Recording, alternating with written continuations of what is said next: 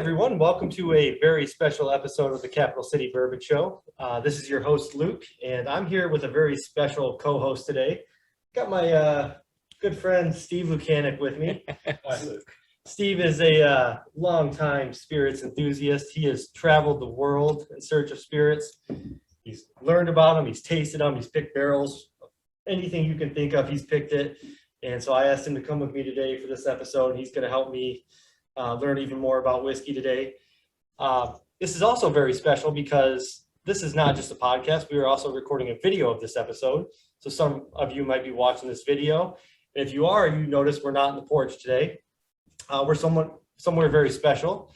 We're actually in the, I guess I could call it the aging warehouse at Ology Distilling here in beautiful Tallahassee, Florida.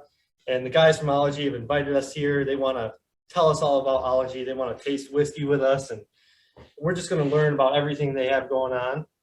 So we are thrilled to have Paul Woodward, Jason Grant, and Nick Walker with us today. Gentlemen, thank you for being here with us. Happy to be here. Yeah, thanks for having us. Or Well, I guess thank you for having us. Thanks for coming. Yeah, we're excited. Guys, I apologize. I'm going to mess up your names in order multiple times throughout the show. That much I can promise you. But, we're going to be drinking. You're going to forget your names anyways. So, guys, tell us about Ology. Anyone in Florida or in the surrounding areas, we know Ology. We know Ology beer. It's internationally distributed now, I believe, if I'm not mistaken. But Ology Distilling is kind of a new venture, and we just want to hear about it. Tell us how this came to be. We like spirits, right? We like to drink alcohol. That's a good start. I think the very, very origins were in the back of any of our heads were naturally like, kind of what's the next thing? Like, what can we learn? What can we do? And we've always had a pretty inclusive community of people around us that also wants to empower each other. And Jason was a bartender who was kind of moonlighting during his other activities as a PhD and doing some of the restaurant work just because he likes the restaurant industry, and had been doing some, illegal or legal home distilling. Ethanol production for a lawnmower. Yeah. Okay. Yeah. About it. Perfume. And he had brought some into us and was like, "Hey guys, like, what do you think of this?" And we're like, "That's pretty clean, good corn distillate." He's like, "We should do something." I'm like, "We should do something."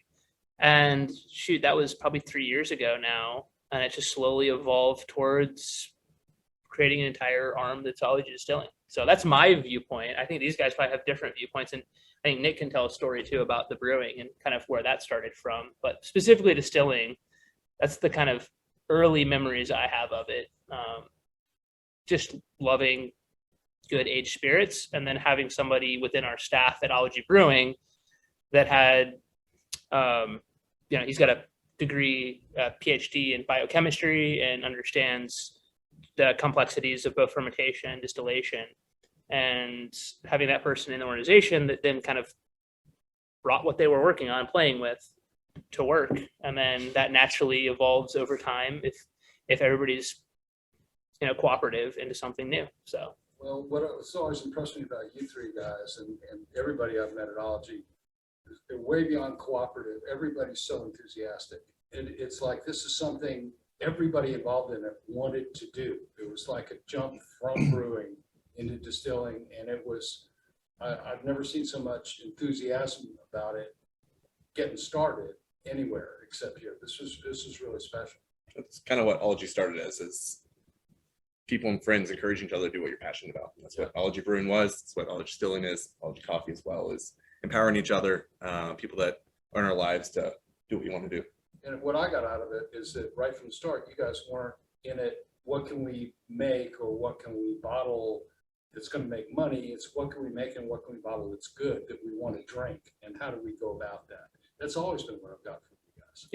Yeah, it's always been a big thing of let's make what we like to drink, and hopefully other people enjoy drinking that as well. Right. Versus, we can go bottle anything and try and put it on the shelf, but that's not the goal. The goal is to try and bring a spirit or bring something to the table that everyone's going to truly enjoy and sit around and even on the porch or something and go, hey, you know what? I brought this bottle. You're going to love this. Yeah. And that's more the goal. And that then hopefully sales follow with that, but you know. I'm pretty sure you'll do all right. So Ology Distilling, what are you putting out right now that people can get in the bottle on the shelf? So you, yeah, go ahead. So right now we have our potato vodka. It's on the shelf, 80 proof, a very clean, smooth vodka. Right now we have our London Dry Gin, which is a very juniper forward gin for your big gin and tonic lovers that want that classic juniper coming forward. It's not going to make your sinuses hurt, but it does have that juniper. We have our New World Gin, which we're really proud of. It uses satsumas that we locally foraged or basically stole from our friends' trees at the end of the season and made that. Comes out very nice. It's well balanced with a citrus forward tasting. So you're not going to get that classic juniper hit you. It's still there, but it's not going to crush your palate. And that was one that we all enjoy just because It's your person that thinks they don't like gin. They have it and they're like, "Ooh, I like gin." It's like it's a gin gateway drug. It is. And that was kind of the goal, was that allow people to step into gin without being scared of gin. Okay. And so that came through very nicely. All right. Well, very interesting. But then But we have some rum also right now. So doing a bunch of distillation, and it's basically it's a very classic double pot still, kind of funky forward tiki rum. Yeah, it's a double pot still run on a single origin Guatemalan molasses that we have.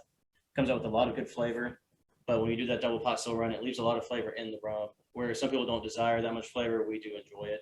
So right now we're trying different iterations of that rum just to have some fun and see what people like. Yeah, we'll probably have some more other rum iterations, but that was our entry point, was yet again doing something like we wanted to drink, something we wanted to mix in a cocktail and a tiki drink, and doing it with a lot of authenticity.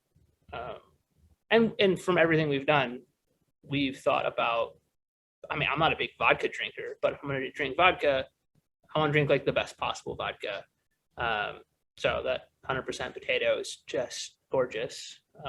I still don't drink a lot of it, but if I had to pick a vodka, that's the kind of stuff I want to drink. And it's sippable. Like you literally put it over an ice cube and sip on it, which you can't say about a lot of vodkas.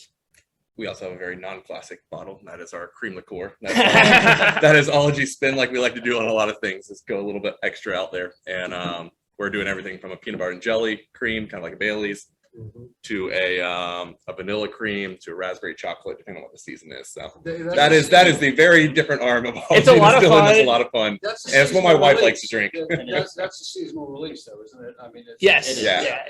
the flavors suit the season. And it's usually more, Doing a it's less, pumpkin. it's We are doing a Oh, pumpkin. right. 'Cause it's time. it's less It about is. it's less about the season, it's more about the holiday, I think. Yeah. So like it's more of the holiday release. So like whatever the next thing is, if it's 4th of July or if it's Halloween. Yeah, that's why birthday cake's coming back. Because birthday cake, really, people started to find birthday cake as like, hey, you're having a birthday, like you're getting a bottle of birthday cake cream. So, or someone's like, I don't want to shut up birthday cake for my birthday. And it's like, here's a birthday shot. You So can we have that. for you that don't know, we did a birthday cake flavored cream liqueur that was dyed blue, and it was for the Ology Brewing / Distilling's anniversary, as well as happens to be right around the 4th of July, so the country's anniversary. But that's just literally us having fun. It's super not serious. It's a $19 bottle of 34.5 proof, It's flavored. adjunct Yeah. flavored fun. Yeah. I don't know who listens to this, but there's a group of very passionate craft beer girls that have a bottle shop in St. Pete, and they affectionately call this. I don't even know if I can say this on air. You can, this is not a rated podcast. You can Okay. say whatever the fuck you want. The Hawthorne Bottle Shop girls, if you're listening, they love to call it titty milk. So, and that is And from. we are required to drop them off the bottle anytime we're. Yeah, oh yeah, they consume it like it's milk. Well, that sounds pretty great. So those are all great, but this is stepping back to Ology Brewing. This is not, with Ology Distilling, your first time aging something in barrels. Is that right? That's correct. Yeah. So, because I remember Ology Brewing, there were some Buffalo Trace barrels I thought that came over here that had some pretty exceptional releases that came out for the beer lovers out there. I don't Yeah. know if how often those happen, but I remember that.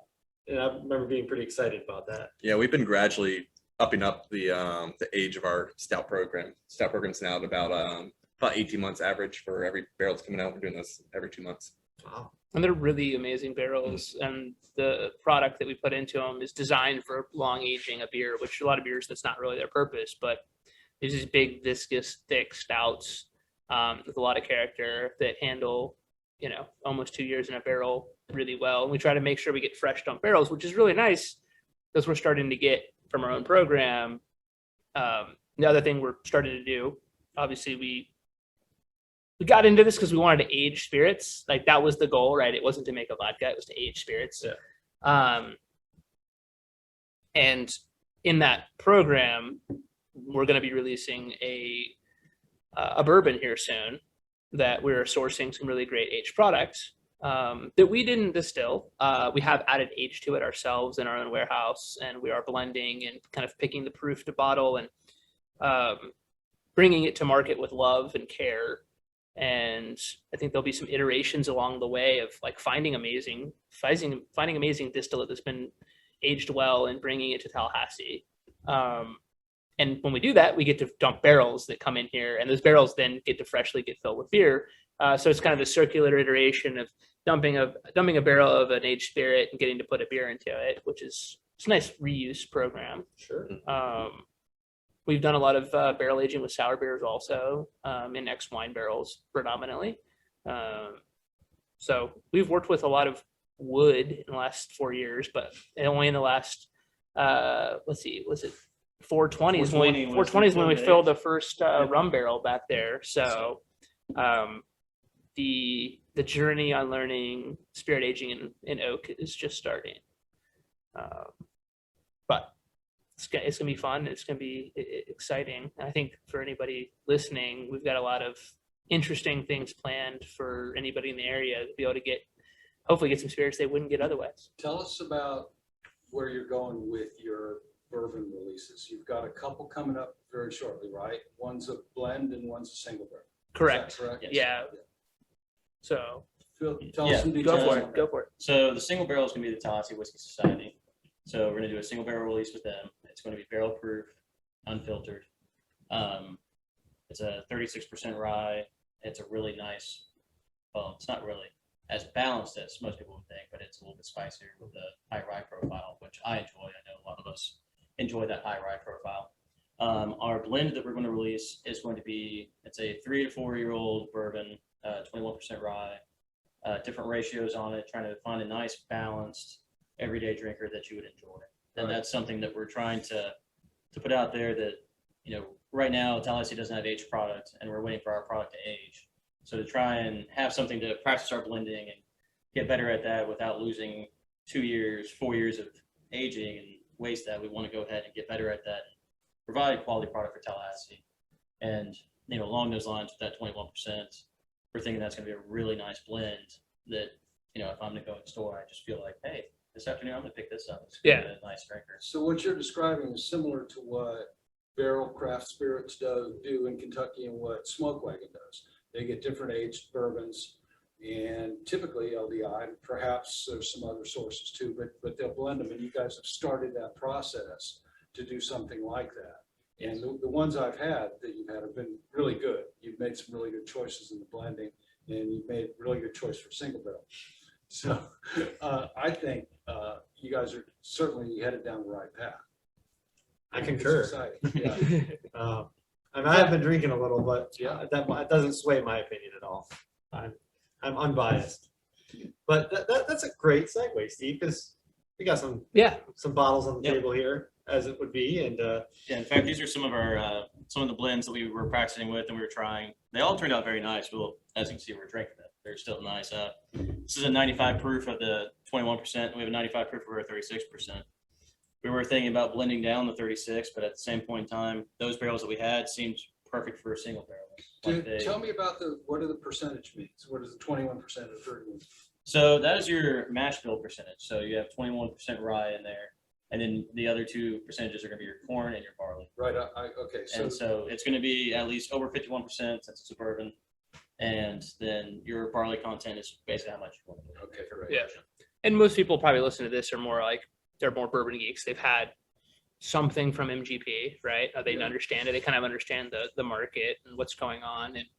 Usually the percentage number that you hear anytime you're talking about bourbon is your rye content. 'Cause Yeah. That's usually your higher one coming up, unless you're doing a weeded and then you'll Right. mention weeded. But it seems to me that most I've seen the popularity, you'll hear that number come off of your rye content. Yeah. Okay, I just wanted to make sure that's what we were talking about. Yeah. Get it? Get you to say it. Yeah, no, absolutely. Yeah, Thanks, Steve. you got to force it out. Force it out. I'll drink some more. It'll be a little bit easier. Yes, I'm drinking What the are we drinking here? This is that's a delightful. 21%, I 21. believe. Yeah, that's really nice. Yeah, it is so drinkable, isn't it? And what proof is this? 93? 95. 95? Yeah. So it reminds me of some really good barrel picks of Buffalo Trace I've had. Mhm. Because that's a 93 proof. This has got the same kind of oily mouthfeel. Tell me what you're getting. from Yeah, it. the mouth feels great. I mean, it's not. I hate to say this, but there's so many MG It's not amazing. It's not this like punch No, you in the but- face with 105. But there's a lot of and- MGP in the market right now. Yeah, There's a yeah. lot of companies doing it, and a lot of companies, I personally feel like, just put it in a bottle because that's easy. You put it in a bottle, you sell it, and the way the market is right now, you're gonna sell it. Right. If you have Yeah. a fancy label, you're gonna sell your bottles, even if they're $60, you're gonna sell them. But they're very underwhelming. You kind of taste it, you're just like, well, I mean, okay, it's fine. But I like this, like Steve said, the mouth feels great. It doesn't have that, what I consider like a typical heavy grain nose from MGP. Mhm. It's got sweetness to it, but that rye character is definitely there. I will admit I prefer the higher rye from MGP, which I'm going to get to next because I think that's next in line. Yeah. But I think the 21% gives enough balance to it with that spicy Yeah. rye character. And it's exceptionally smooth, but it has enough flavor that it's not one of those generic releases where you're just like, okay, well, yeah, this is fine whiskey, but there's just nothing there to really talk about, Right. in my opinion. And Of for us, I mean, what we're drinking right now is what we're going to release at that under $40 price point, right? So it's gonna be really good juice that you can grab off the shelf for $38 or whatever it ends up Well, being. we're Well, I gonna- can't control the retailers, but under 40-ish is our goal for this, and available every day. Really good drinking, great to Locally blended. mix, nice to just we focused blending with a focused product. And then we get to play around with the barrel strength and the barrel blends and the stuff that, I don't know, for lack of a better word, geekier drinker wants to be, pushed. They want to have something more interesting, more nuanced. And we want to give Tallahassee and the Southeast, for that matter, multi-tiered products so they can be approachable for the person wherever they're at in their bourbon, their drinking career. They're moving on from bourbon to rye, or Steve got bored with everything and went to crazy rums. Right. So and we should ask Steve for some barrel pick stories. So I know he has some really good Definitely, ones. I don't. Yeah. Nothing I can say in public. But so that's our mentality. If you guys want, we can pull some. You should try the 36 that's been brought down. Other thing is, honestly, once you start bringing these down in proof, even the most interesting of barrel, once you've blended a couple barrels and you bring them down to like under 100, I kind of think they just become really nice drinkers. Become muted. But any interesting quality they used to have just starts to drop off. I agree. So no matter how beautiful a spirit is, when you bring it under 100 proof, you just start to lose something. Well, one thing I wanted to bring up about that 21% that I'm trying to chug here because I want that 36%. But I would not say that's a 95 proof. 36. Oh, I do. I would not say that's 95. And I mean that in a It drinks very well, good it's way. good. It's very smooth, but I feel like it's not compromised in terms of mouthfeel and complexity. It's easy drinking, but Yeah. it's also somewhat challenging still. Which, as Paul, you just mentioned, you often lose that when you start adding water. You lose all the great things about whiskey, in my opinion, when you start adding that much water. But this is at that proof, very, very surprising. And if I'm going for like a night of drinking, I start at low proof because I move up because you at the very beginning, it's 5 o'clock and you're having your first drink, like that 90 proof Elmer T. Lee is like really good. Right. And then you go back to it after you've had some higher proofs. You're like, it's really good still, but it's not the same challenge. It's not the same. Elmer complexity. doesn't close out the night for me usually. No, right? It's still great though. But yeah, what I think what you so- find is we pick some of pretty high rye content, so you get that complexity. Bring it down to 95%. It's pretty drinkable. You get all the nice caramely sweeter notes coming out, and it's something that matches that price point that I think we're really excited to put out in the market. Yeah, Well- I think the price point, I think it kills at that price point. Yes. It's really Absolutely. good, yeah. And that's the goal. Well, That's the goal. And that's one of the things about, and proofing underneath 100 proof when you're doing it, proofing time and aging even in the bottle at that point, we found out matters. Well, Because like Yeah. it takes a little bit. Oh, get I was that gonna bottle say, shop yeah, and come the- back. Like Yeah. two of us, we tried the 21 and we were like, what is this? Where did this come from?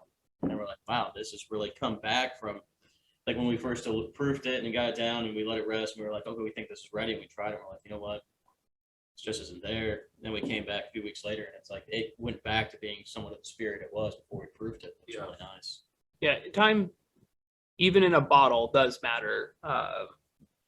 So most of the stuff that we release, we try to, for these blends, like we just dumped our first 4 barrels this week. They're actually over there in the steel tote, waiting to get bottled. Well, first they've started their journey to being proofed slowly down. Then they'll rest in the tote for a little longer. Then they'll get bottled and rest a little longer. Then they'll get labeled and brought to market. So there's a lot of there, probably several months in between dumping barrels and actually putting them on a shelf somewhere. And even from getting the barrels in, we're usually sitting on them. There's a backstop of barrels waiting to get processed. So that time of barrels meeting each other, melding, then slowly proofing down with some additions of water over time, and then even that extra time of waiting to get bottled. And then actually in bottling, there's some extra proof, some extra age and maturity that happens. It's an oxidation step, isn't it? Yeah. Yeah. And everything has to find its balance, right? Like there are chemical reactions happening that have to kind of find equilibrium. So Well, even the low rye one, which by the way, I prefer the higher rye one here. It's Yes. really nice. But while it was unassuming, it wasn't broken. It was everywhere in your palate. It gave you flavors in the front, middle, and the back. This one does the same, but it's got a real finish. And it's just as easy to drink. What proof is this? it's 95. These are These all are 95. 95 to see where we So kind work of keep it it out. safe. Is Kind this of. gonna be the same price? And you're gonna have an option of a lower, Well, I'll tell lower you- rye or higher rye? This is just kind of full transparency. The 36 high rye bourbons are almost impossible to find right now. Mhm. The price on the barrels that we purchased has more than doubled if we're buying them on the wholesale market at the moment. We Our got- suppliers are trying to buy them from They're- people they sold them to sell them to new. They're trying to buy 'em back customers, from trying to us. pull it out of the market a little So bit. yeah. Crazy. So by the way, Tallahassee Whiskey Society, you got a steal on that barrel. you Yeah, got a steal on that barrel. no kidding. We love it. And it's really good. If we could just buy a bunch of Yeah. 4+ year old 36 MGP rye, I'd buy it all. Well, the thing about that barrel for the Whiskey Society, it drinks older than its age. I mean, Yeah. it's got a lot more wood in it, but it's a graceful wood. It's not like a green barrel. Yeah. It's just like. Well, Well, of the- The same way with this. Of the couple barrels that we had of that 36, it was the lowest proof also. Yeah. Yeah, so It was spoiler it was like alert. 16.8. See, this is not the first time Steve and I bothered these guys. They're trying to work and we just show up and start drinking all their stuff. But They that- cracked the bung open and just literally start siphoning it out. that barrel, when Paul told me the proof on that barrel compared to other barrels we had touched that day, I couldn't believe it. I said, no, there's no way. That barrel I'm so excited for because Yeah.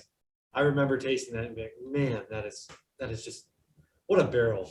I would have said maybe that was a really well put together blend when I tasted it because there's so much going on, so well rounded, everything I want in a whiskey. I said, that's not a single barrel. Well, when you guys mentioned, it's funny you mentioned Elmer T. Lee. I was never a huge fan. I thought its strength was always its balance, not its flavor. But that single barrel we picked has got flavor in spades and a lot of good balance. I think it's just lovely for that. I would open it right now, but we can't because we have to make sure we keep every drop because there's too many people that want it. We're actually going to dump that barrel next week and then bottle it pretty soon, like basically the same day, just to keep the consistency there. and we'll see how many barrels or how many bottles we actually get. And then we'll go back through Facebook and figure out. There's people that ask for 2 or 3, and they might end up getting 1. And we hope everybody gets one that wanted one. There's a few people that asked for 5. Oh yeah, they're not getting Yeah. 5. Yeah. I hate to Scratch break on it to that. them. Way to call you and me out, Steve. But we're contemplating dumping that in a second barrel and then letting. It's definitely a different barrel, but if people did want more, like trying to take care of people, and I really, really hope that everybody gets a bottle that wanted a bottle. And if you didn't, like, you'll have a friend. You can go twist their arm, make them pour you some. Well, hopefully, Steve and I will probably be back here the day you start bottling. We can open a different barrel though if you guys want. Well, Very we're, similar. we're never gonna say no. Okay. Open Grab it. barrel. Yeah. I'm not a crazy person. Hmm. So what else do we have? Are these all the same? This is a different 36. These are all the 95. This is when we were Goodness. trying to figure out our original blend. Yeah, we did different blends in each Well, one. I'd be doing myself a disservice if I didn't continue to drink this. This is a click darker. That draws me in right there. I kind of thought this was barrel proof looking at it down the table because it was It doesn't, significantly darker. that color will fake you out sometimes, but it still is, it's a draw. Yeah, we figured on making the blends. If we took them at least down to the same proof, did different blends, at least we'd be on the same playing field and trying to figure out where we were at and what we wanted. Yeah, we did it blind for about an hour and a half and just Yeah. everybody making their own blend, seeing what we liked. We really didn't want a proof figuring out what we wanted. It was more, can we get them on the same level? But still, that nose is wonderful. Well, I got some gold right here. Uh-oh. That's straight from the barrel. That's straight in the Yeah, barrel. straight from the That's- barrel. Now we're talking. Do we know the proof on that? Here, I'll Should say it on there. get it. 119.2. Throw that phone back here. We talked about drowns. Yeah, I mean, it's just sweet and thick and it progresses to the back and then it just blossoms. and I feel, one thing I always feel bad about on the show when we're drinking great whiskey is like, I wish I could convey to people watching or listening how good what we're drinking is. I can't do it. I'm sorry to all of you. Well, if you come to I can pull Tallahassee, more. you could Yeah, have a so chance I to mean- maybe drink some of it, Well, but it doesn't suck. you hit the nail on the head right there, Steve. It We're does not- not suck. We're not forcing you to drink.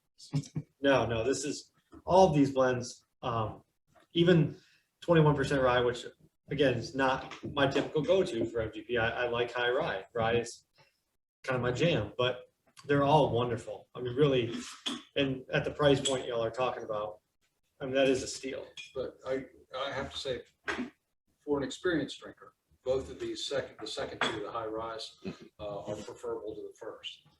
I think that first one might really appeal to beginning spirits drinkers because it does have such a soft entry.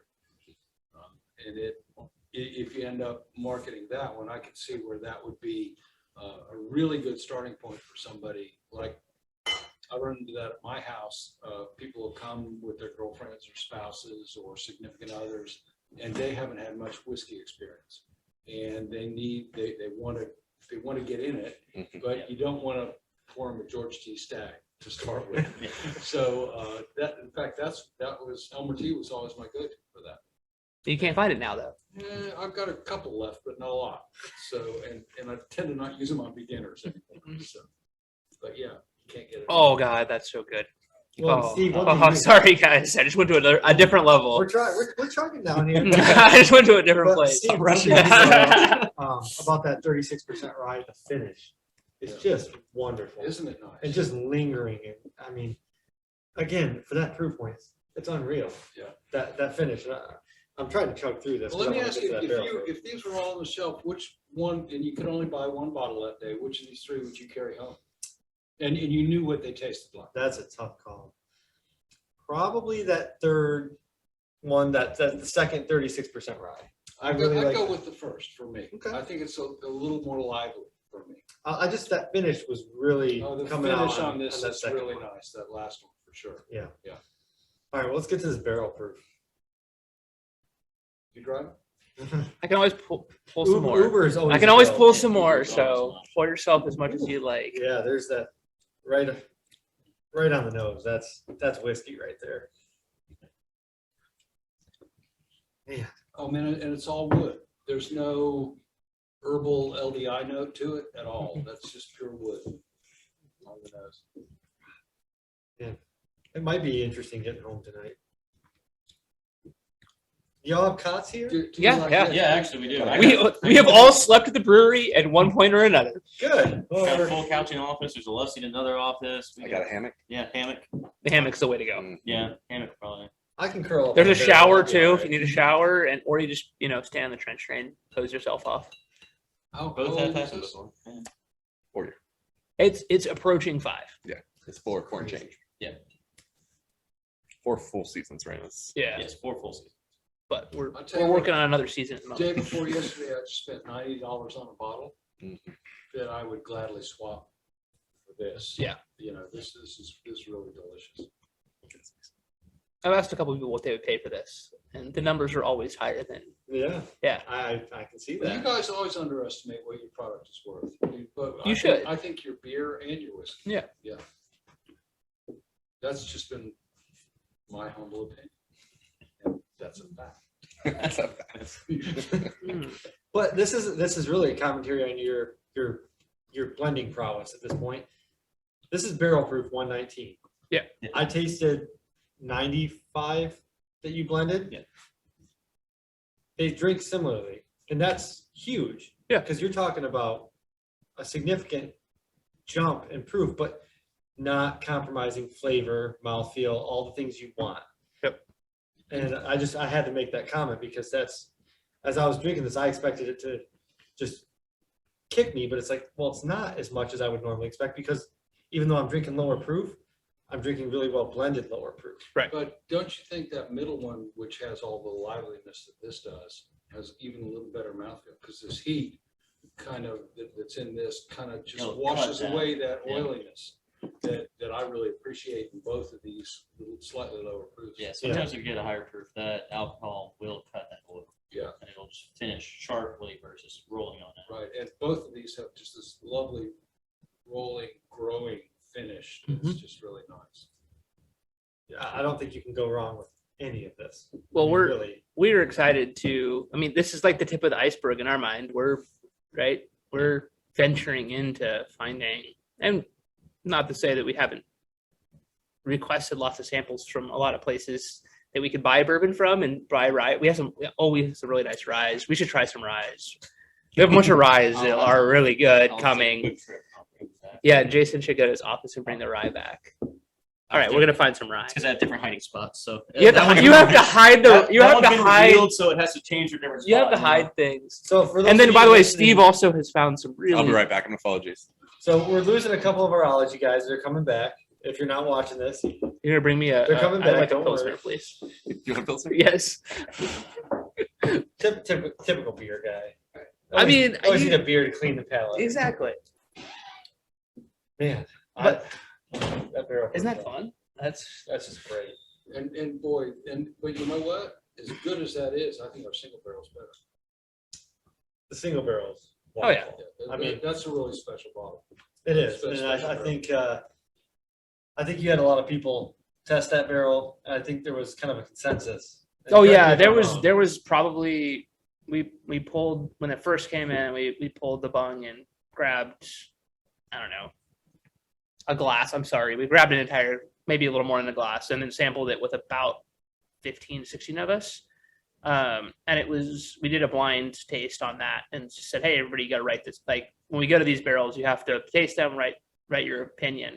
It was about 80% of people picked that barrel. So, When I was tasting with you, I got the sense you guys were like, this is really good, right? This is really good? like, yeah. Yeah, this is really good. And you're going, this is really good, right? And Mhm. so it was because it was the first batch of barrels you got in.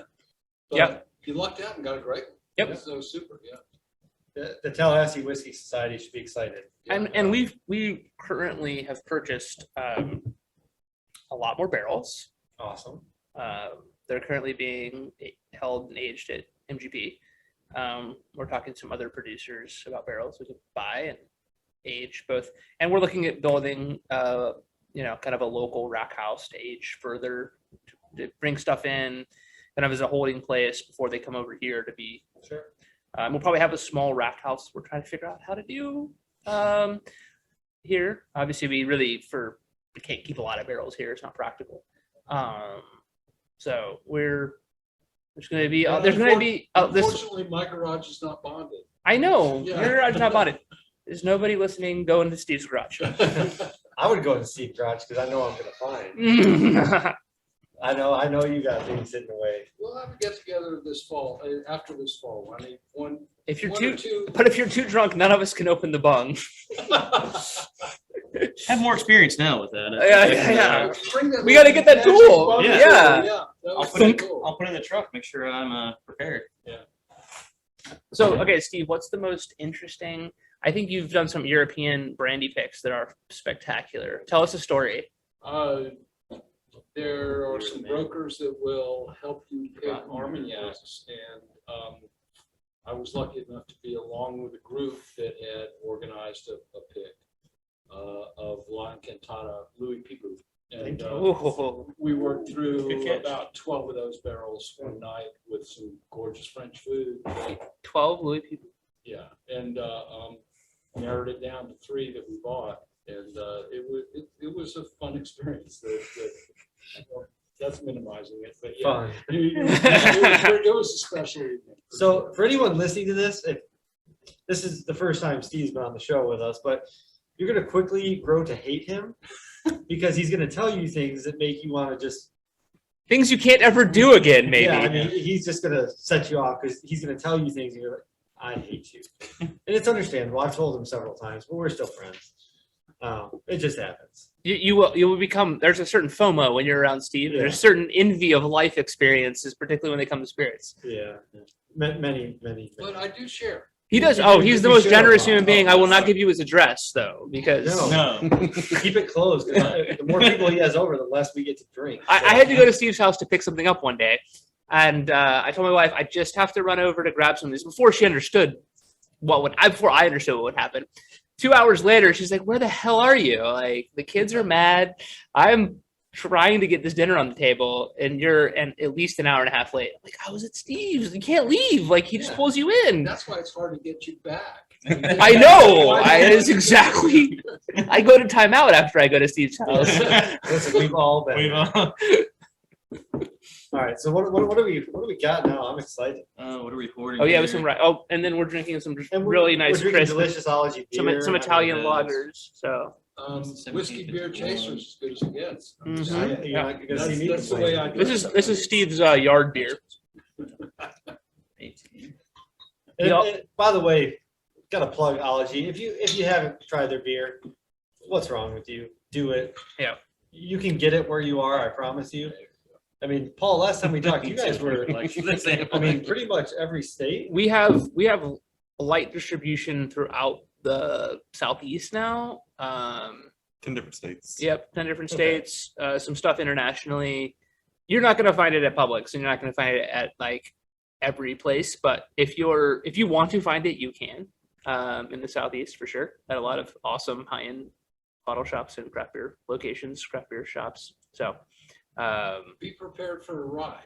Yeah, we do some crazy stuff Their and some their really sours are gorgeous notorious. things. I have friends in Atlanta that make me buy their sours and send it to them because they absolutely love it. And it's a higher proof here than they can get in Atlanta for some reason. Yeah.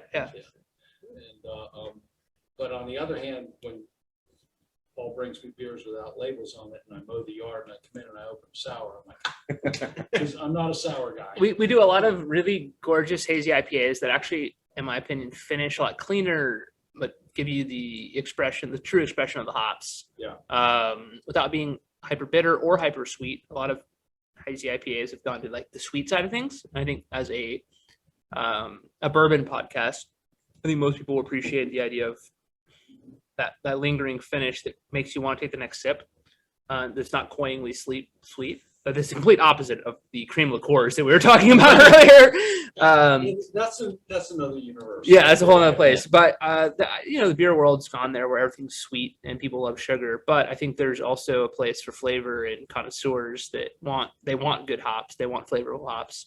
Same thing on the sour side where they want that depth of complexity from a good barrel aged American sour ale, or they want nuance. They want fruit that's actually fermented within the sour beer. So a lot of our kettle sours and Berliners actually we ferment on fruit, and you you get a lot more character than if you just threw the fruit afterwards in there just to get sweetness. So Yeah. That's, Yeah, your beers are very, yeah, that's part of my experience when I was moonlighting as a bartender, having fun doing that.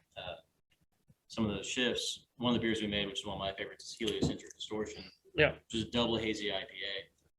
And when people walk in and they don't know craft beer, they're like, I don't want an IPA. they're too bitter. I don't like IPAs. I don't like IPAs. I don't want an IPA. And I'm like, okay, well, try this. And so I walk over, pour Helio, knowing it's a double hazy IPA, hand it to the person. I'm like, this is amazing. It's balanced. It's smooth. Tastes like a little bit of grapefruit, a little bit of orange in it, and I really like it. What is that? Double hazy IPA. There's no fruit in there. It's just all I'm hops. like, well, what fruit did you add in? And that's the thing. You're like, no, that's hops. The hops have different citrus notes, and Nick does really well on recipes for that. And that's just one of those recipes that, for me, I definitely enjoy. I can't drink them while mowing the lawn because it's 8% or 8.5%, and I won't finish mowing the lawn, but I'll enjoy you my drink day. it after you've done. the Yeah. beer. Yes. But So- no, the thing, when I started drinking beer, the IPAs were always tasted like pine nuts. Mhm. And I was so glad when people got past that, when it was just, when you weren't sucking spruce. There was a competition for a while of how bitter, how much pine can you get in these Yeah, beers. yeah, yeah. There's a while Lagunitas and a couple of the boys, Stone, they were like, how bitter can it be? And they always remembered, maybe this is an aging thing, Keystone had the bitter beer face, and that was their ads. Like, you don't want bitter beer face, you Yeah, I want remember Keystone that. Light. Oh, Yeah. I remember. And Bitter so- beer face. That's and so right. it was like the entire The old ad. guy with no Yeah, like dentures. he was just like, he sucked in. And, Oh. Akin to Malort face. yeah. The Malort face. Oh, that brought me back. Oh, boy. We're gonna shoot some Malort on the show at some point. Oh, yeah. Okay, so we have rye. Yeah, We we have have rye. So would you want to do the 95 or the 51? Which one would you like to start with? Goodness. Start with at 51. 51? Yeah. If you're doing both, go. These are 51. the percentages of rye above 50. So I'll let you pour how Like much you just a like, tiny 'cause I know you, splash for me. So this is the barely I rye. don't want to, and pour your own, because Same I'm fine with for how me. much anyone likes. Just I don't want to short you, and I want you to enjoy it. So, And this is stuff that we're looking at sourcing as well. yes. I'm a big rye drinker at home, Beer. and I think this stuff is real beautiful. I can tell you, I just bought There's a a- reason why I'm I hiding just bought a bottle of wild turkey rye out at Costco because it's some great Really? deal that was on. Yeah, Yeah, And I that was rare so- breed. So disappointed in it. really. And this is so much better. Just This- right off, wait till right this off next the Yeah, bat. wait till it only gets better. Yeah. More rye, more age, more No, it oak. was just, it was, to me, to my palate, and Mm. everybody has their own preferences, but to me, it was just thin and didn't have any character. It was spicy and gone. Yeah. This is the Yeah, opposite of that. This is rich. This is a very nice rye. This is why we do rye seconds, because Mhm. Nick loves rye, I love rye. And I know a lot of people, the spiciness turns them off on it, and I don't want to turn everyone off it. Yeah, we're gonna launch bourbon first, not because it's the thing we truly, truly love, but it's the thing we should do. I mean, well, People I should have a still- bourbon. really Yeah, good summer. bourbon is really good bourbon, but this I was gonna say 21% rye has enough character, complexity, mouthfeel, everything, but it's also approachable that I think Oh, kinda yeah. matches where our It's Yeah, palates are. it's a perfect place to like launch off for anybody, right? And I think the difference is Tallahassee. A lot of people are going to drink our bourbon because maybe they even had bourbon before, which is crazy. But I'm sure there's people out there that haven't had bourbon. They're going to have it from Ology because it's the local distillery, Mhm. and so we should give them something that's awesome. But then as you go up in aggressive and interesting and complexity, you start to get into ryes instead of bourbons, and I think all of us is kind of like what we want to What drink. proof is this, Ryan? That one is 117.5. You know, Crazy. I have to tell you, I think this compares, I've had every handy from every year. Yep. It's been released. This Yeah. compares well with all but a couple of the very most stellar ones of those, which were magic. But, God, this is good. It is. I mean, I drink a lot of rye. This is one of the best ryes I've had in months. I mean, You mean it's really. better than Jack Daniel's Rock? Well, Steve, settle down. Welcome to our sponsor. We'll just pause for a This hour is second. not Jack Daniels anymore. It is. It is. No, I mean, it is really good. wow. I mean, that, And this came from, can we say? Is this MGP source? It Yeah. is- Yeah. Yeah, and it's man. And you know, I always used to poo-poo MGP ryes because they always had that dill finish Mhm. and there's no pickles Well, in there. this is the If one I- you're gonna be looking for, actually. It's Oh, your- that's got some dill in it? No, it doesn't, but you're gonna be looking for it, but it does not. I got no dill, and I know what you're talking about. Mhm. I know I what mean, you're- it's, I'm gonna say something. If I was Seagram's, I'd be really mad right now. well, they're not a sponsor of the show, so. Hey Seagram's, you should relaunch thought- something and buy MTP juice. You'd make a Personally, I'm like killing. Nick on this, but I thought this one. I got that simple one. I'm like, yeah, it's just gonna be this, and we tried it. Oh, Nope. So this, okay. so what we're talking about is the 95% rye from MGP. Yeah. We went to the other spectrum of the rye world. She's going And, bye-bye. you Yep. know, what's Yeah, the other I'm one okay with that. that's That's- real high, 95 and 99, Old Portrero? Yeah. Yeah. And that's like drinking a pine tree. That's the Hop Wars. Yeah. They That's they haven't got past that out there in San Francisco. Steve, every time I want to say something, Steve says it. He just- Hey, You were thinking this, No. this is what I'm gonna say. Damn it, Steve, be We're quiet. glad about that. Hey, He knows what I'm thinking, I love this. or maybe I want Luke. to I'll see. think. And I don't know. like- Hey, I Luke, guess that's Luke. the spearmint. Keep it pretty. Yeah, I prefer the You prefer the previous? Yeah. I Is think that it's spearmint more hitting you on balanced. The blend of the two. is Yeah. nice. Now that's Nick hits it where Oh. we've been going through the blend of the two. Mhm. The blend that we've done, we enjoy. That is there's some nice- true character there. Yeah. And you know what? I'm getting to the point where I trust you guys. So you're saying you don't want to. I have some wisdom for Luke. When you find somebody really talented, just put them beside you. Why do you think he's sitting right now? Exactly. That guy. Oh, both of them. Yeah, Why do you I think they're both sitting right next to me? might be able to talk, No, but I this, can't brew or distill. This 95, that finish is just a mojito. Yes. Yeah, that spearmint Yep. coming on. Yeah. through Oh, it on is, like yeah. it's just It's just a straight mojito. Yeah. Yeah, all that, it's mint spearmint. Yeah. Oh, yeah. That's. See, I'm enjoying that spearmint shows up at the end, but it doesn't like front it because sometimes you get those ryes and the spearmint just fronts it the entire way, and you're like, I don't And really then it like it. turns to pickles at the end. Yeah, No, this doesn't. It does not, yeah. no, I don't get That's what I was anything. saying. Like this, that spearmint coming through it, I thought you would. It This- is. this I do actually- think it needs to be blended back just a little bit, Yeah, this- but I think it's With that. yes. Yeah. But I This think is it's got like a so much bourbon- of a good base. It's like it's the white palette that you then put a lower rye over top of, and you might put a lot of paint on that palette, but the palette has to be there. So Yeah. I think this is what that is. I wouldn't be, I actually get some similarities to gin from this. Because of the Mhm. herbal note. Yeah. And the spearmint, herbal, it kind of, I Yeah. could see how there's a tie in there. And this is delicious, don't get me wrong. It's just We're working on it. that, I that want- We're working hey, on it. Wants and needs are two different things. I You want- know what? That is what's so cool about it. I want to do We're it. working It's on coming. That's still Give me 95? some input, but we're working What on was it. Is that the 95? yeah. Feel Yeah. a little splash of that. So we're gonna blend this 95 up with the 51. 51, Okay, so we're gonna- half and half. Yep. The computer stopped recording us like Wow. 30 minutes ago. Gotta do it again. Thank God. So, funny story, when John Hill is a good buddy of mine, when we started, Great guy, John. he is, and we started recording these episodes, so we went over to Market Square and I said, hey guys, I got this bottle I found over on the east side of the state. It's a Sazerac product, but no one knows what it is. It's called Mr. Sam. Well, turns out Mr. Sam was a limited release from Sazerac to honor Samuel Bronfman, he took over Sazerac, it was a Canadian company, brought it to the US, built it into the behemoth that it was. And so they gave Drew Mayville like complete selection at Carte Sazerac blanche. to just, thank you, Paul, it's good work. He produced 1,200 bottles of this, some of the best juice I've ever had. I got 3 bottles of it. And so I brought it out one day and I said, John, let's review this on the show. So we did, and we recorded like a 45-minute episode. We drank half the damn bottle. I go over to the computer as we're cutting off, I'm like, oh fuck, I didn't hit record. Oh. We ended up killing the first bottle. And so like 2 years later, I'm sitting here and someone reaches out to me on the podcast and they're like, hey, I saw you posted a photo and it looks like there's a full bottle of Mr. Sam back there. I was like, yeah, why? And they're like, well, I'll give you $3,000 for it. I'm like, what?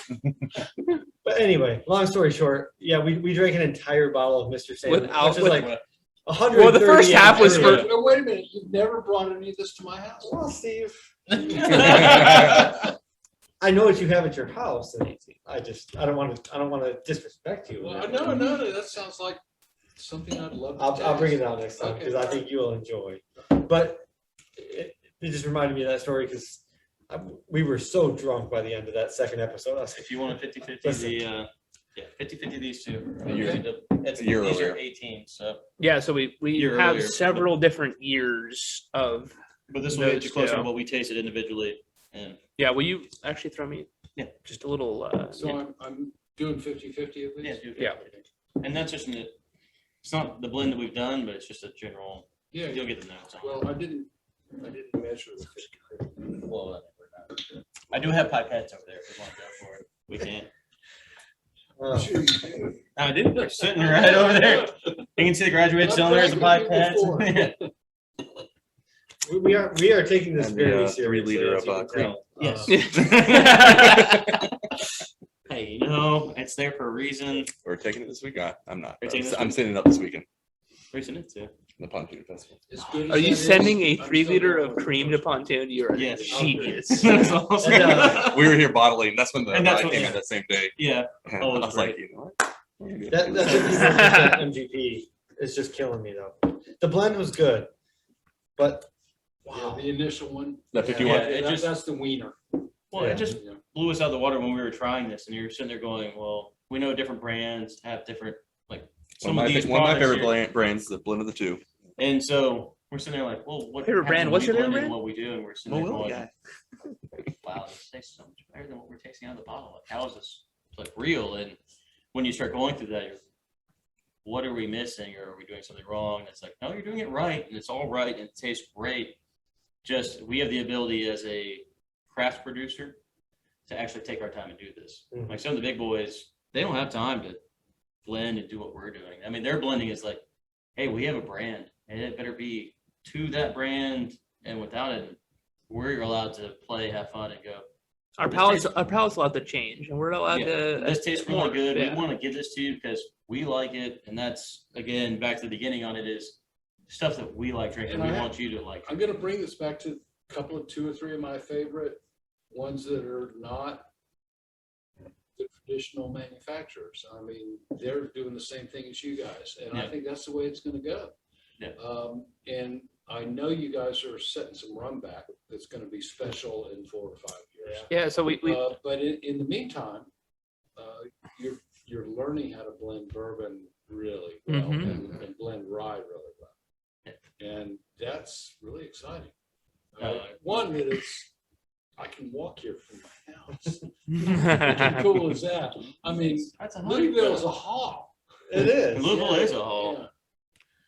Yeah. Yeah, we went up for the ADI conference, and that was fun. But at that town, that's a longer walking town than Tallahassee. I walk in, I think.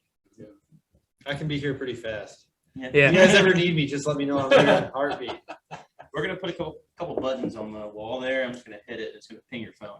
Hey, Please, come on please. by. I have I'll thought of be a little speakeasy back here. Speak Can easy. we get a little? Yeah, little secret door in the tap room that pops you back here. Yeah. Ooh. Not joking. A little spotlight that has Luke on it. Yeah. Yeah. The red phone. She could have the red If phone. you need me, I'll be That there. phone. If I'm in Luke court, phone. Do you I'm have, do you sorry, have, Your Honor, I have to go. I'm calling. you have a light? Do you have a lightsaber? This is more important than you. Get over it. And it is. Education No is clients were important. harmed in the Bourbon is filming. important. It's important. Yeah. Damn it. Bourbon Steve. education is important. There we go. Yeah. I think we have just gone through it today. I got good beer, I got good bourbon, I got good rye.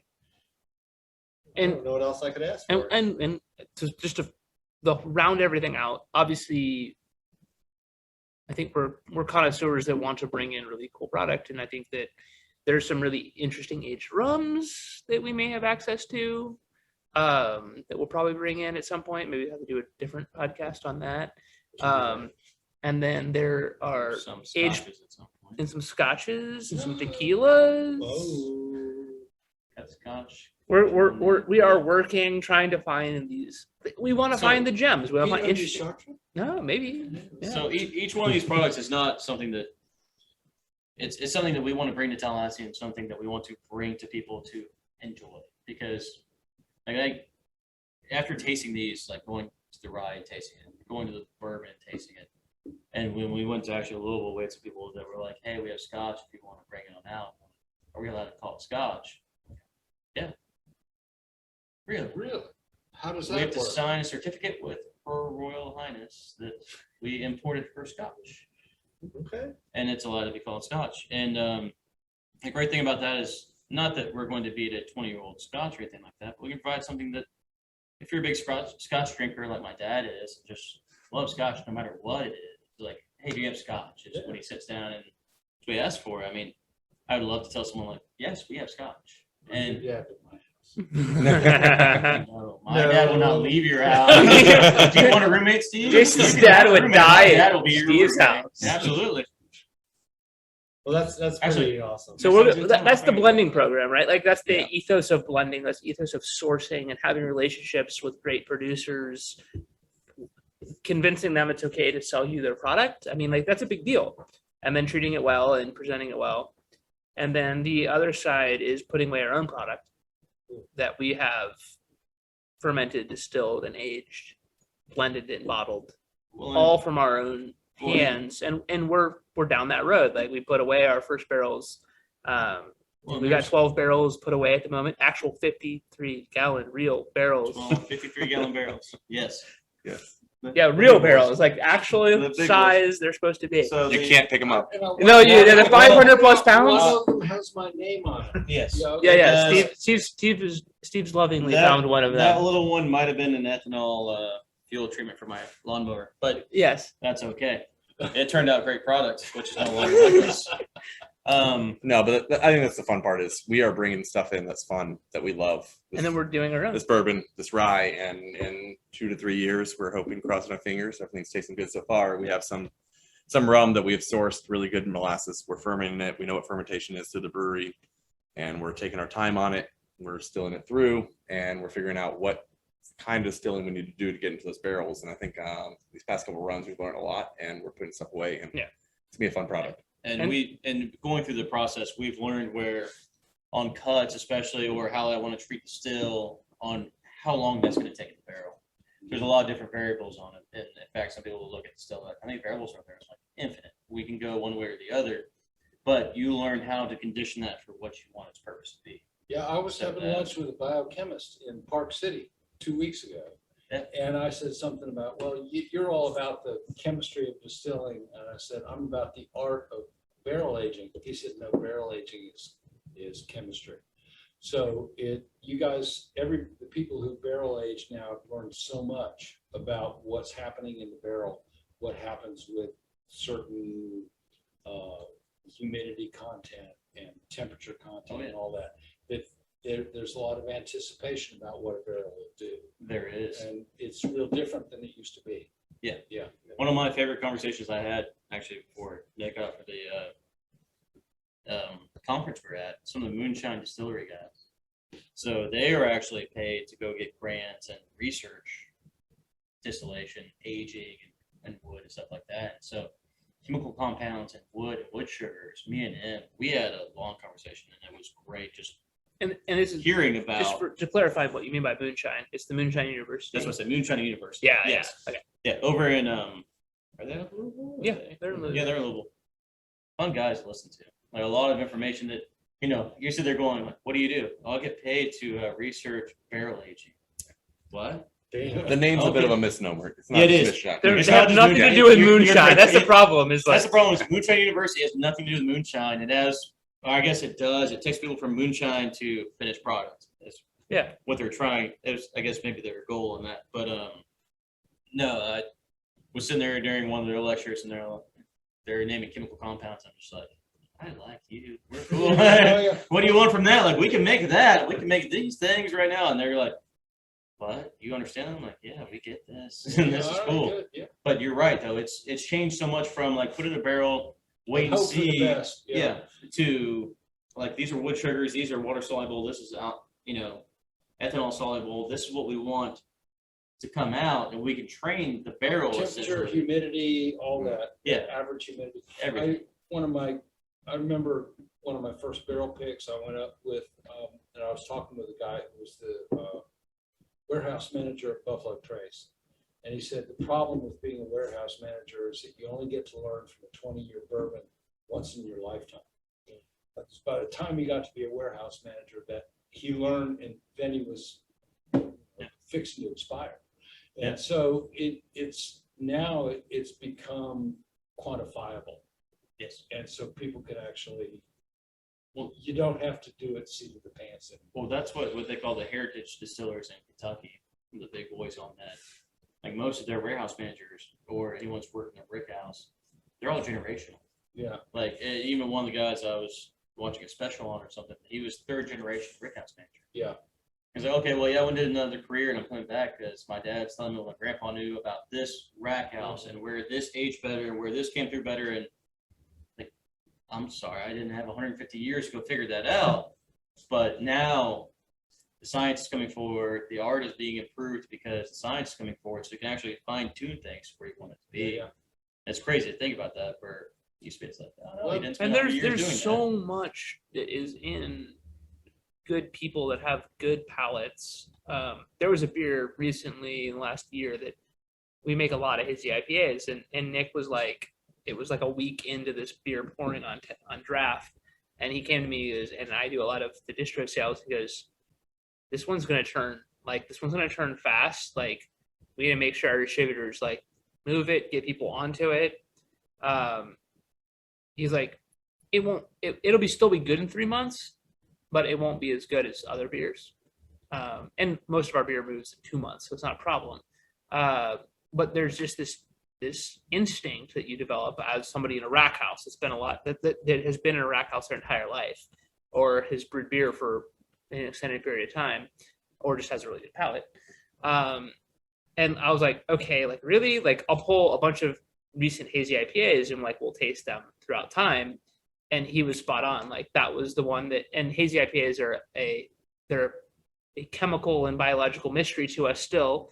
But they're always in progress, aren't they? Yeah, and they always change over time. They have a shelf life, and like some of them will be great in 6 months, and some of them will be not as good in 6 months or not as good in 2 months. Like they have this like weird character that I think barrels have too, right? Yeah. And you get somebody in a barrel rack house that has a rack house that has tasted a lot of things their entire life, and they will 3 years in be like, oh, that's gonna be. Don't dump that. That's a banger. Like put that away. Like that one needs 12 years and it'll be perfect. And you're right. You need. I mean, how do you know a 20 years is going to be good if you haven't tasted it to some extent? You've tasted things through 20 years of life. Yeah. The crazy thing is once you get there, you're gold because you now can take. Hypothetically, you've tasted a 20-year, but you didn't know what it tasted like when it was young, right? Because you're young. But after 20 years, every year you've been tasting, and now you understand the maturity of what creates a good 20-year spirit.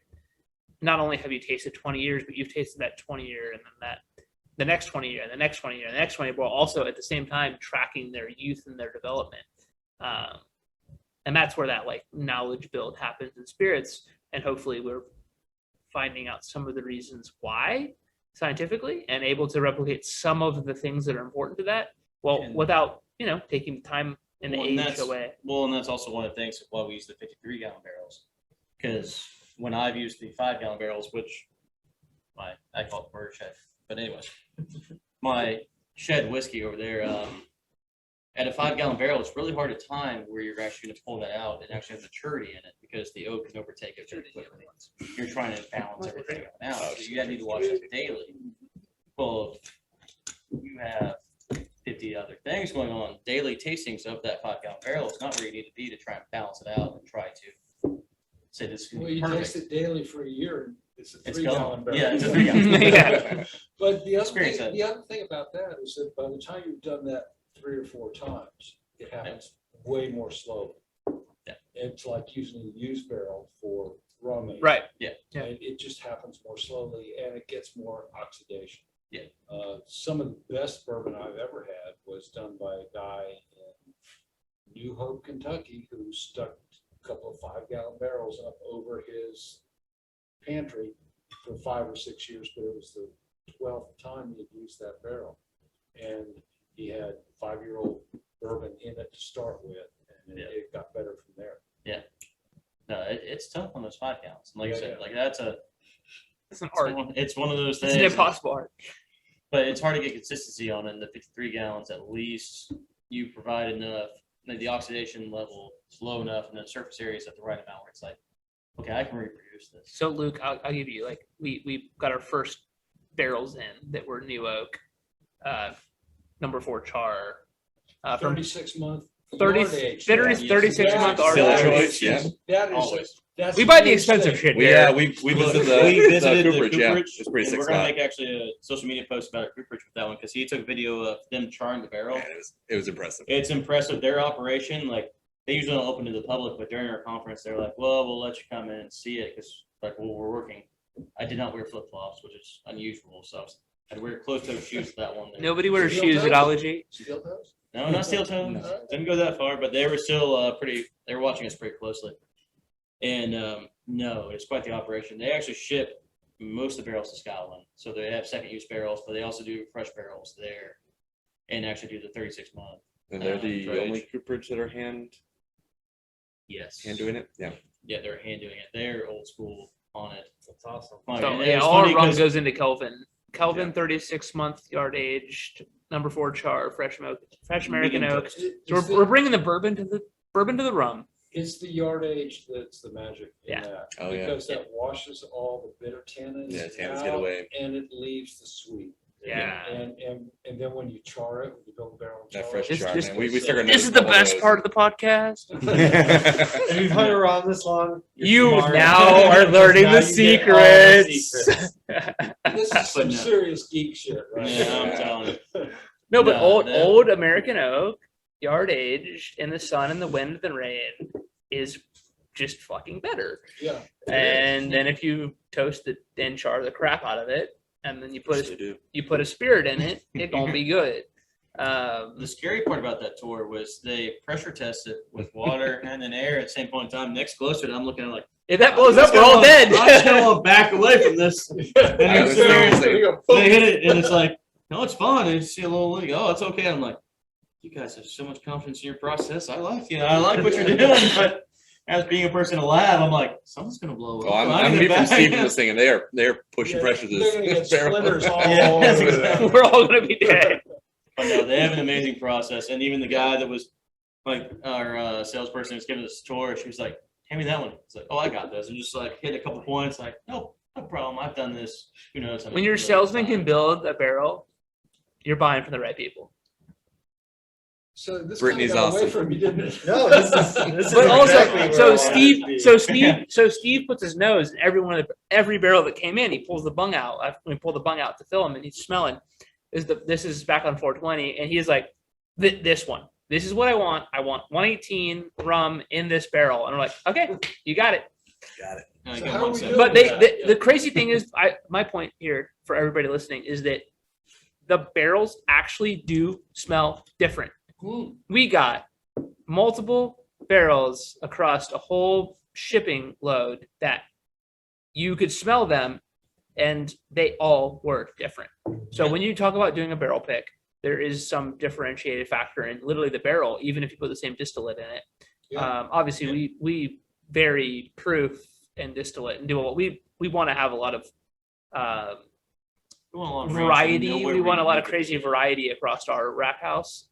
But in the rums that we're putting away, but I think that the barrel itself is a huge factor. So Absolutely.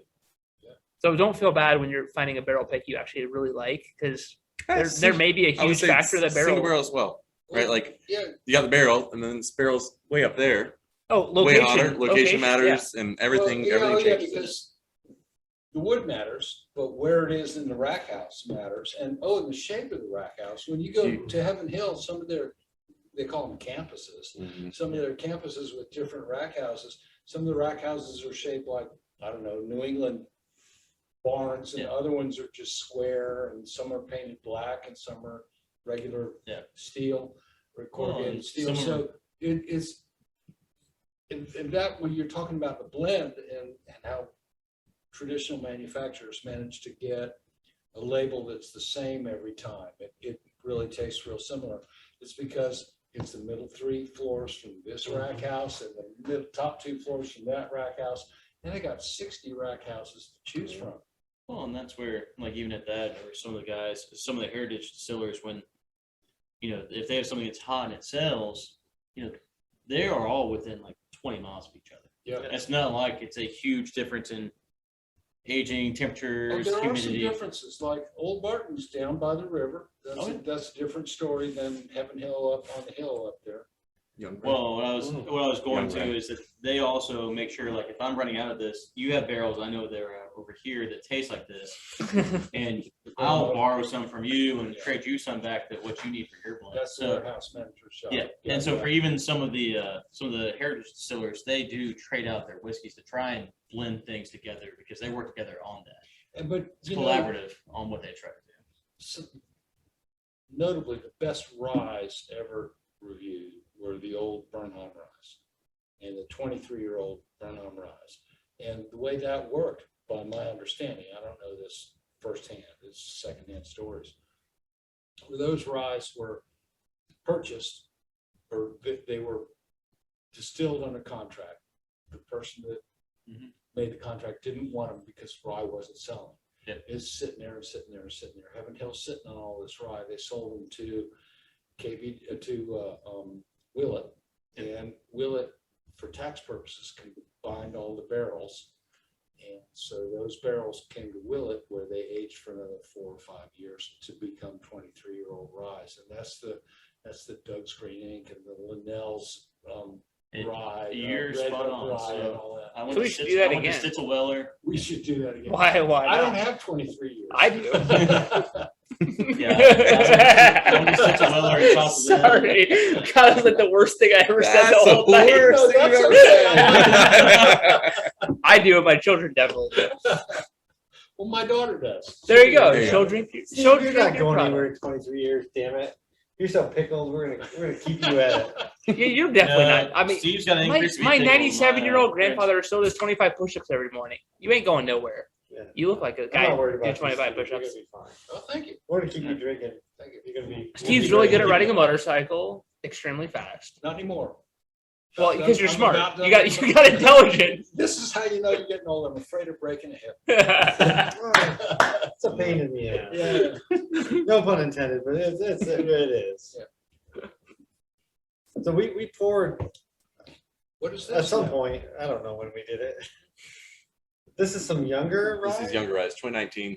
So Yeah. it's I was at 19. Yeah, 51. got 2 seasons on it almost. So 51% rye. So here's that same. There was a bullshit. out of There's that. more. And there's more. There's a reason why it hides out my office. You win a car. You win a I car. switched hiding spots for a reason. They need to survive for. This one's got some pickle in it. This is the first of its. They're get- as they get younger- MGP giveaway. Yeah, as they get younger, they definitely do.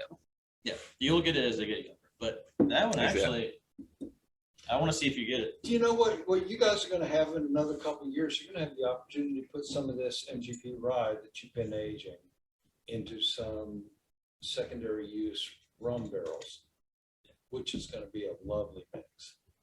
Because This is why we keep Steve around. That might work. That might be tasty.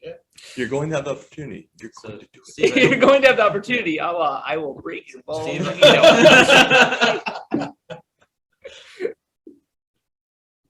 know. I am so excited that you guys are local. I mean, this Yeah. is just wonderful. Yeah. Isn't it? Isn't this cool? It is. I mean, The world's coming to you. They love it. this is Tallahassee, and here we are drinking some Tallahassee's fine growing. bourbon, fine From rye. Indiana. Fine How many years rum. have you guys heard about a distillery in Tallahassee? How many miles have I put on my truck driving to Louisville and West Virginia and all those places where just to taste this stuff? Yeah. And it's like, here it is. I don't have to do it. Back home? Yeah. yeah, I think one thing is that Ology that we've tried to do is like, you don't talk about it, you just do it. You just do it. Yeah, So I think there's been several quote distilleries coming, and this is just a distillery that is. yeah. And that's another thing. I keep hearing about local distilleries, but they never happen. That's what I was saying. And like, Yeah, you that's guys are yeah. here. Yeah. And not only are you here, but you're doing it right. I mean, and that's exciting as hell. It really is. Well, thank you guys, and thank you everybody. If you made it to the end of this, you're a fine Yeah, I human was gonna say, being. Cheers to Thank you for you. listening to us in our Yes. We appreciate Watch it. a bunch of guys getting toasted. I hope you got toasted with us. You should be getting toasted with us. If you're not, you need to talk about yourself and your choices. You need to look at your choices. Yeah, because we made choices tonight, and we made very good choices. You maybe didn't if you aren't drunk at this point. But honestly, though, guys, at Ology, Cheers. we can't thank you enough. From the beer to the vodka to the gin to the bourbon coming our way to the rye coming our way. The lid waste. We're so excited Finish it. to We're so toasted. see. We are so toasted. I grabbed some barrel picks Yeah, for you guys. Yeah. We, I watched you pour that. Yeah. from all of us here in Tallahassee to everyone else, come see Ology, come Cheers, guys. experience what they're doing, and just thank you for joining us and cheers.